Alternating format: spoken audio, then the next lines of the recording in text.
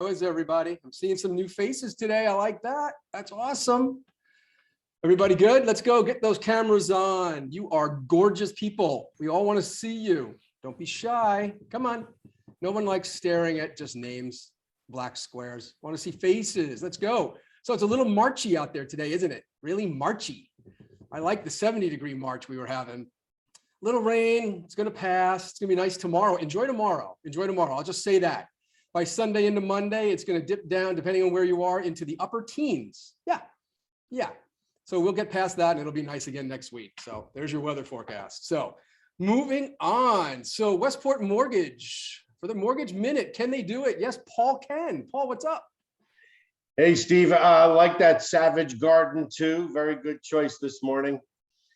So this morning, first of all, good morning, Keller Williams. I am Paul Leibowitz with Westport Mortgage, where we are always helping realtors sell and helping buyers buy. Today, our topic is requalification. Instead of pre-qualification, I want to specifically talk about those stale, out of date, or old qualification letters that your buyers may be carrying around since January, or maybe even last fall when they maybe didn't get the home they were bidding on. You know, with the recent rise in rates, which have gone up by over 1% since January, we want you to be really sure your borrower is requalified. Now, if they haven't spoken to their lender in, let's say, 2 weeks, in the last 2 weeks, then I would not accept their pre-qualification letter. Do yourself a favor and them a favor and insist that they update their status, because with rates going up and house prices going up, this is no market for a buyer whose pre-qualification is from, let's say, last fall. So if they're truly serious about buying a house, get them to see us. A lot has changed. Rates are in the 4% range now, and really they need to review and renew their information. So call us at Westport Mortgage and we'll review and update their buyer using today's rates, today's home prices, and we'll help your buyers buy with confidence at Westport Mortgage. We are your preferred mortgage partner since 2007. Awesome, Paul, as always. So requalify your buyers. I like that. I like that. So Paul, could you put all your contact info in the chat? People are asking. Thank you. You bet, Steve. We'll put it in right away. Thank you, sir. Have a great day. All right, guys. So let's move on to a few announcements, get through this quickly, and then we'll move to our spotlight. So today at 12:30, you have your 30-minute power session brought to you by your productivity committee on the ALC. Don't miss that. Donna, if you could put the link in the chat, that would be great, as you always do. Thank you. 1 o'clock today, we have Gross $1 Million with only a 4-person team with Kimberly Horn, mastermind for everybody. You do not want to miss this session, guys. Besides the fact that Kimberly Horn is a top MAPS coach, she is our bold coach. So here's a few words from Kimberly. Okay, Kimberly Horn here, your bold coach. I'm coming to teach a class, Gross $1 Million with 4 people on your team. You ever want to build a team? Never want to build a team? Thought about building a team? Yet you'd like to make $1 million? I'm going to teach a really quick class, about 45 minutes, about how do you gross $1 million with you and 3 or more people on your team. This is a fun way to look at how do I look at maximizing my efficiency in my business and really keeping the business small at the same time. All right, guys, I'll see you this week on Gross $1 Million. Awesome. Thank you, Kimberly. We will all be there. There's a bunch of you grossing $1 million out there, and there's a bunch of you not. So let's all be there 1 o'clock and hear what Kimberly has to say. That's today. And look for, you have the Zoom link. It's a different Zoom code. It's in an email, so make sure you have that to log on. Okay, also today, 5:30, Dan and I will be conducting Career Night. I've been seeing many of you post it. That's fantastic. And a couple of you have commented on a couple guests you may have come. So it's not too late. So you can invite some folks to Career Night tonight, 5:30 in this Zoom room. Okay, so next week, Wealth Can't Wait. Wealth Can't Wait is one of my favorite books, and you all know I'm not a big reader. I am reading more now, but I'm not a big reader. Wealth Can't Wait is an awesome book. Book club starts Monday at 11 o'clock. Bold. Have you heard about Bold? Not sure. Let me tell you about Bold. Bold starts next Wednesday. So it's the first step to Bold. It's only 3 hours, guys, 9 o'clock to 12 o'clock in the Stanford training room. Be there or be square. There are, ready for this? 4 slots left. 4. So if you haven't gotten your registration done for Bold, guys, this is your chance. 4 left. And then we max out at 80. We're really excited. So do that. And also, guys, maybe you heard this before, but I mean, those of you who've taken Bold before, Bold is 99% rewritten. They have learned a whole lot. There's a whole lot of change in the world, right? And everything is tailored to the here and the now. So just know that too. So it's even better than it ever was. Okay, a couple more quick announcements. April 6th, the Westport Playhouse, happy hour, heavy hors d'oeuvres, drinks, and a musical, a real live musical for $10. $10. How cool is that? A bunch of you have signed up. If you haven't yet, look for the email, search your email for Westport Playhouse and sign up and get your tickets, guys. Bring a friend, bring a co-broke, bring a significant other. There will be room. We're real excited and it's a fun night out and everybody deserves a fun night out. April 7th, we've mentioned this, more information now on April 7th. Get your pens out and your phones ready. We have our sales rally / awards ceremony. We are so excited to bring you the 2021 awards to all of you amazing rock star agents. That is going to be in the Ridgefield office and the Stamford office. Lunch provided starting at 11:30 and the rally and the awards will start at 12:30. And this is going to be a gourmet, nice lunch, guys. You don't want to miss it. All decorated for an award ceremony. Wear a gown if you want to wear a gown. I may just wear a tux. I think Dan's going to wear a tux. I can see him saying he's going to do that. So guys, be ready for that on April 7th. We will be Zooming. The 2 market centers will be connected, guys. So you will be able to Zoom in, but there'll be no participation, only viewing. Who wants to do that? Come to the market centers, guys. Be there for the award ceremony and an amazing lunch, April 7th. Okay, moving on. I've talked enough. To our spotlight. Knowing your seller in this very dynamic, ever-changing market from a legal perspective. Today we have Tom Ozymkowski with us. Tom, you are one of our legal partners, and I know you've got a lot to share with us, so take it away. Good morning, everybody. Tom Ozymkowski. If you don't remember who I am a KW partner attorney. I do work out of most of the Keller Williams offices. However, I do cover the entire state, specifically based in Fairfield County. And to all the agents, if you do need any help with anything, feel free to reach out, whether I'm working on your transaction or not. So today's topic, we're going to work on knowing your seller. It sounds pretty basic and simple. However, I've run into a lot of problems over the last, I would say, 6 weeks or so, many with Keller Williams agents trying to figure out who their actual seller is. And why it's important to know is for listing agreements, your real estate contracts, etc. You want to make sure you're going into contract with the right person. So I'm going to give you 3 situations that actually have come up over the last 4 weeks, and we've conquered the problem. The first one is you go out on a listing appointment and you ask your seller who's selling the property. You want to ask them who it is. Normally you'll speak to somebody, you'll meet with somebody, but you don't know if that's the actual seller. So you first off want to ask them who's selling the property, ask them who's on title, because that's really what matters. It doesn't matter who's on the mortgage, it doesn't matter who wants to sell the property, it matters who's on the title to the property. So you can ask them that specific question. Most likely they will know, sometimes they won't. If they don't know, you can ask them for a copy of a deed. The deed will explain who owns the property and who does not.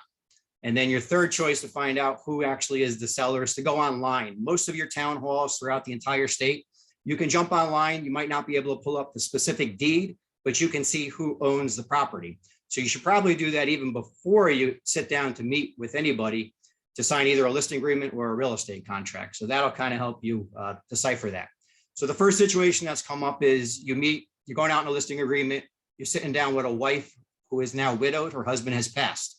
So you ask her who owns title to the property. She may not know.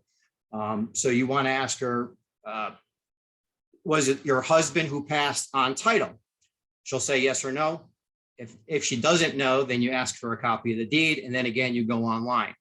And then the most important question you want to ask if you're dealing with a seller who has a deceased partner of some sort is the property going through probate? When somebody passes, whether you have a will or don't have a will, the property has to go through probate. So you want to get probate court approval or find out probate court status to know who your actual seller is. You won't know until you know the answer to those questions. So you ask yourself, who is your seller in that situation? If the matter is in probate, then the seller would be the executor or of the estate. So you need to find that out. You may be meeting with a wife. Granted, she's the wife and her husband has passed. She might not be the executor of the estate. The executor is the one when it's in probate who will sell the property. That's who you want to get your listing agreement and contract with. And you usually note that the property will be listed, the estate of so-and-so, and then signed by whoever the executor is. Put their name / executor. That's how it should be done. If it's outside of probate, then you have to find out who the beneficiary of the property is. Usually the wife, sometimes not. It could be a son, relative, a grandchild, sometimes even. So you want to find out who that particular person is. So that's who your seller would be in that situation. The second situation is you meet with a seller and you're trying to find out where the, if it's a business, you want to find out who owns the business. So this has come up most recently with LLCs usually. So if somebody comes to you with an LLC, company, corporation, you want to find out who has authority to sign for that business. Sometimes it'll go in the LLC's name. I'll use the LLC because that's the easiest. So you have the LLC name, but you want to find out who the individuals are. All LLCs have managing members. Not all managing members can sign for the business. So you want to ask them for specific documentation, which normally comes up when it gets to my end on the attorney end, but you guys should know from the real estate end so you can get your listing agreements and your real estate contracts in order. So you want to find out if they have an authorization letter for the LLC. You want to find out if they have what they call a resolution letter. And what those documents will do is tell you who can sign on behalf of the LLC.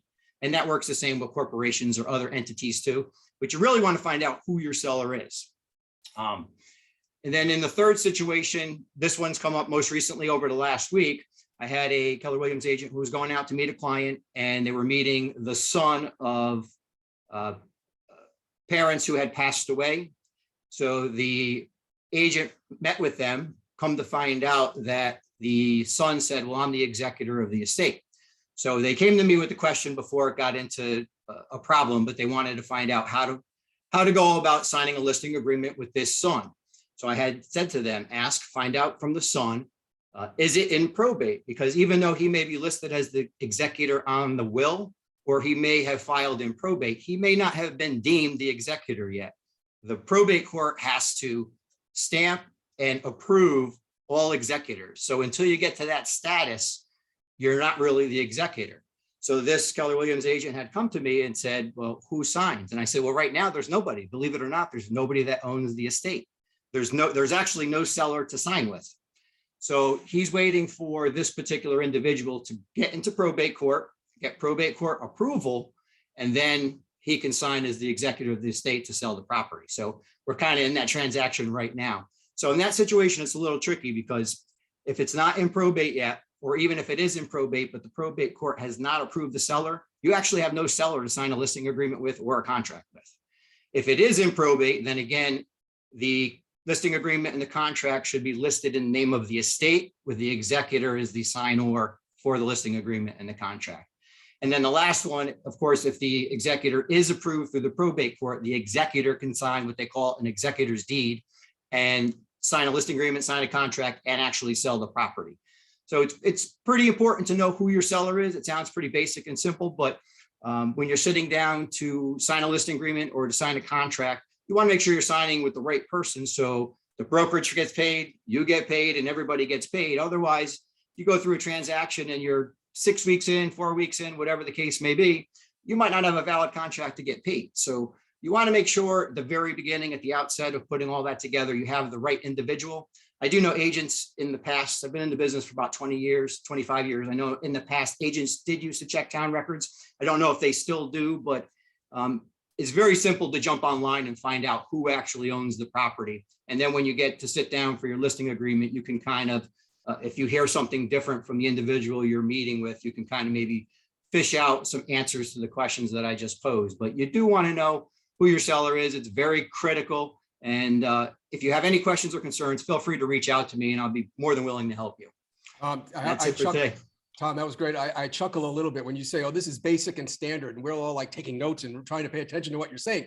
It's easy for you. So guys, if you have questions and really want to clarify this, reach out to Tom. Tom, if you could just throw your contact info in the chat real quick. Okay, will do. That would be awesome. And we, of course, have Tom's contact info as well if you need it. But that was great. Thanks so much, Tom. And guys, use that information to your advantage. All right, make it a great day. See you all later. Bye.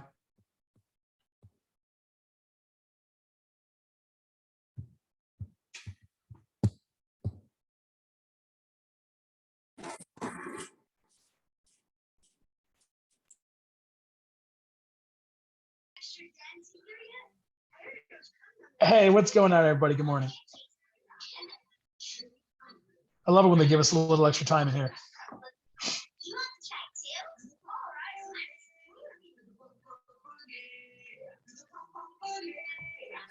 Then it becomes the Derek show. Hey, Jen, how you doing? I'm good, Derek. How are you? I'm good. I made a decision last night. I was out. They're probably going to close this soon. Out door dashing and doing Uber Eats, deciding that this definitely is not the life I want to live. I made a decision last night that I am going to have so many clients, I need to start a team to deal with them. There you go. That's my decision I made last night. So are you taking bold? I'm working on it. I'm trying. I'm going to see what I can do. You definitely should. And if you need to speak to Steve, just speak to Steve. Yeah, we had a conversation. It's in the works right now. Okay.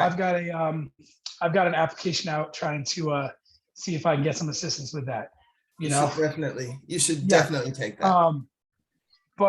So I'm actually working on a first-time homebuyer post right now to set up a first-time homebuyer seminar, and I just got myself designation on VA loan